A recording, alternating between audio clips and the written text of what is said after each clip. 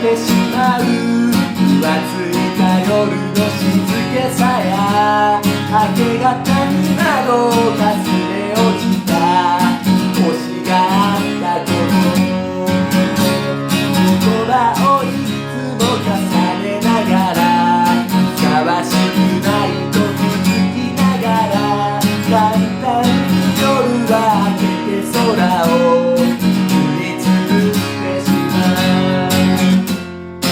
足りない物語のかけらを編んでいる。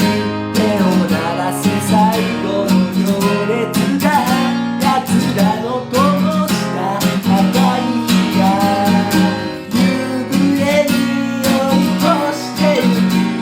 もうどこへ帰らないと、何もかも打たれよ。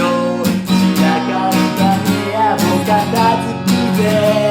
答えはいつでも鳥の中にうずくまっていた。